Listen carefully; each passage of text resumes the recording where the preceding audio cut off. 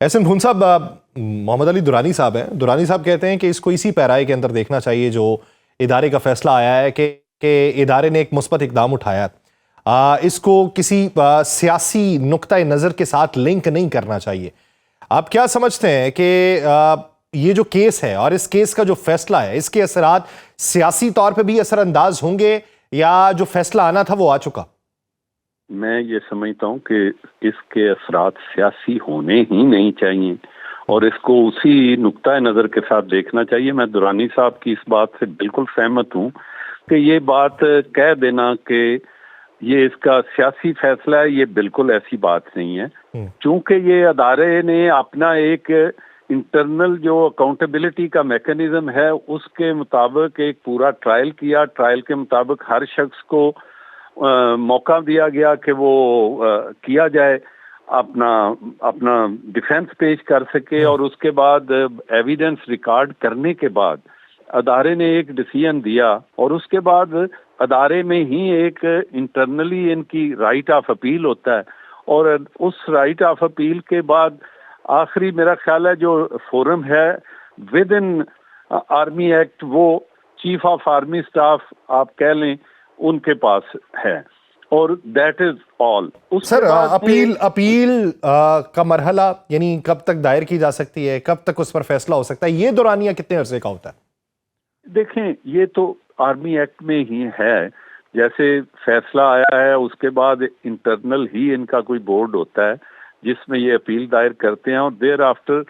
With in 30 days جو بھی ایک ان کا میکانزم ہے اس میں چیف آف آرمی اسٹاف کے چیف کے پاس ہو سکتی ہے. اور چیف کے بعد ایک راولپنڈی کیس میں یہ ایک دیا تھا اپنا سپریم کورٹ نے کہ اس کا رائٹ آف اپیل دیا جانا چاہیے، لیکن یہ چونکہ پارلیمنٹ کا کام ہے اور پارلیمنٹ کرے، اور انہوں نے یہ آبزرو کیا تھا کہ ہائی کورٹ یا سپریم کورٹ ایک جوڈیشل ریویو جو ہے اس میں یہ چیزیں دیکھ سکتی ہیں. لیکن اسی پہ ہی ایک ججمنٹ پہلے وہ صدیقی صاحب تھے ہمارے جو کراچی والے چیف جسٹس، ان کے زمانے کی ایک ججمنٹ تھی جس میں ڈائسینٹنگ نوٹ بھی تھا، لیکن میجارٹی یہ تھا کہ یہ آرمی کے ایکٹ کے اندر جو میکانزم دیا گیا ہے اس کے مطابق ہی چیزیں چلنی چاہیے. اس لیے میں سمجھتا ہوں کہ یہ باقی چیزیں جو ہیں یہ بعد میں دیکھنے والی بات ہے. بہرحال ادارے کا جو عزت تکریم اور یہ پازیٹیو بات ہے، میں اس کو اپریشیٹ کرتا ہوں. بھون صاحب، میں اس سے پہلے کہ درانی صاحب پہ واپس جاؤں، درانی صاحب کہتے ہیں خان کے مقدمے سے کوئی اس کا لنک شنک نہیں ہے، یہ جو خوشی منا رہے ہیں ان کی وجوہات کچھ اور ہو سکتی ہیں.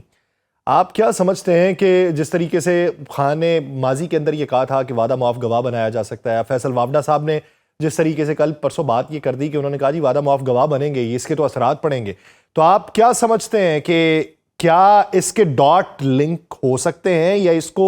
صرف اسی پیرائے میں دیکھا جانا چاہیے جس پیرائے میں یہ فیصلہ ہے؟ میں عرض کروں، جی یہ جو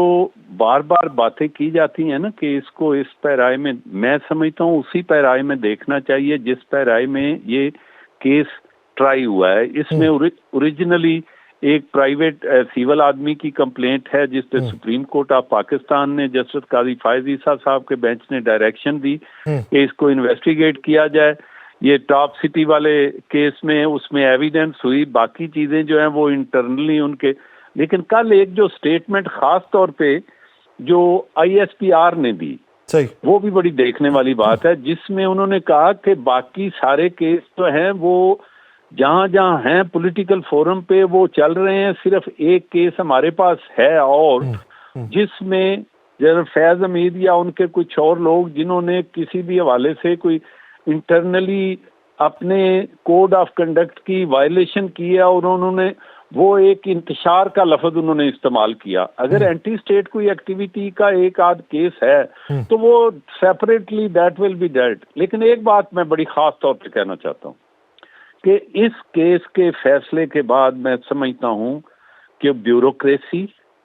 انتظامیہ اور باقی کچھ لوگ جو گورنمنٹ کے عہدوں کی آڑ میں یہ سارا کچھ کرتے ہیں ان کے لیے ایک میسج ہے کہ جب ایک 3 اسٹار جنرل جو ہے اس کو اپنے ہی جو ایک فورم ہے انہوں نے ٹرائی کر کے سزا بھی دی ہے، اس کی پراپرٹی بھی کے حوالے سے بھی آبزرویشن دی ہیں، تو یہ ان لوگوں کے لیے میسج ہے جن کے بارے میں یہ ٹی وی پہ آتا رہا. اس یہاں تک نہیں رکنا چاہیے, یہ آگے بھی بڑھنا چاہیے اور یہ تمام اداروں کو دیکھنا چاہیے اسے پازیٹیولی. تمام اداروں کو پازیٹیولی اس کو دیکھنا چاہیے. بہت شکریہ احسن بھون صاحب اس حوالے سے اپنا وقت دینے کے لیے.